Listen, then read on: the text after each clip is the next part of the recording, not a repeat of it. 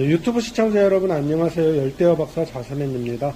오늘은 열대어 처음 키우시는 분들에게 추천드리고 싶은 영상입니다.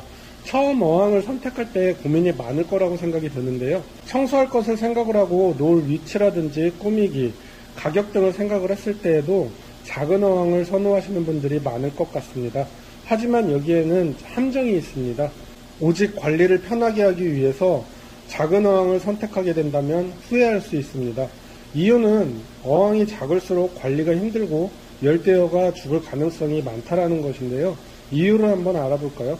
첫 번째, 어항이 작으면 우선 크기가 작기 때문에 여과기가 작아지게 되고 여과기를 넣지 않고 키우시는 분들이 늘어나게 되죠. 그만큼 열대어에게 좋은 환경을 만들 수 없다라는 뜻이 됩니다. 여기에서 여과기의 역할은 물고기가 먹이를 먹고 배설을 하게 되면 독소가 배출이 되는데 여과기에 정착하여 살게 되는 박테리아가 이 독소를 분해해주는 역할을 하기 때문에 어항에서 가장 중요한 역할을 하는 것은 여과기랍니다.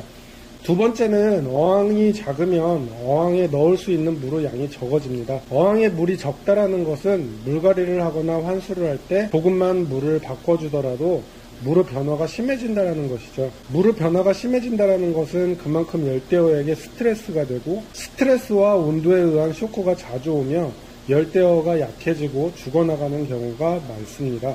세 번째, 첫 번째와 비슷한 내용이지만 여과기가 작아진다는 것은 그만큼 박테리아 양이 적다라는 것입니다.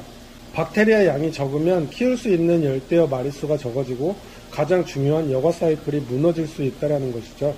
배설물이 잘 분해가 되지 않아서 쌓이게 되고 비린내가 나며 열대어가 한 마리씩 죽어나가는 경우가 많아지고 배설물로 인해서 어항이 지저분해지다 보니까 어항 청소를 자주 하게 된다는 것이죠. 이 세 가지는 지속적으로 반복되며 한두 달을 키우다 보면 어항 청소하는 것이 귀찮고 힘들어지게 되는 겁니다. 하지만 적정 크기의 어항을 선택하고 마리수와 알맞는 여과기를 선택하게 된다면 자주 어항 청소를 안 하더라도 어항을 유지할 수 있고 대략적으로 3에서 6개월, 길게는 1년에 한 번 정도 청소를 하더라도 유지가 가능해진다는 것입니다. 자, 그럼 작더라도 어느 정도 크기의 어항이 적당할까요? 우선 10마리 미만의 마리수를 키운다라고 한다면 30큐브, 그러니까 30cm, 30cm, 30cm 정도의 어항도 충분히 키울 수 있지만 물량이 적기 때문에 그만큼 환수나 관리에 신경을 써줘야 한답니다. 진짜 초보분이라고 한다면 제가 추천드리고 싶은 어항은 자반 어항입니다. 자반 어항은 450에 30, 그 다음에 높이가 32cm인 어항의 크기죠. 스펀지 여과기 2개 정도를 설치해서 자반 어항에 열대어를 키우게 된다면 그만큼 물량도 많고 여과력도 좋아지기 때문에 처음 키우시는 분들은 안정적으로 키우기에 가장 적당한 어항이 아닐까 싶습니다. 당연히 더 큰 어항들이 더욱 안정적이긴 합니다.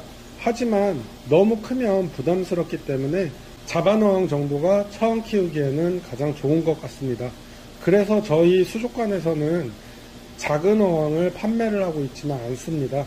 가장 작은 어항이 30, 30, 30, 30큐브 어항인데요. 키우는 것이 먼저가 아니라 안 죽이고 안정적으로 운영하는 것이 최우선입니다. 오늘은 초보가 처음 선택할 때 어느 정도 크기의 어항이 좋은지를 알아봤습니다. 간단한 선택이지만 많은 것을 바꿀 수 있는 간단한 물생활 팁이었습니다. 감사합니다. 열대어를 잘 키우고 싶으시다면 구독, 내용이 도움되셨다면 좋아요 눌러주세요.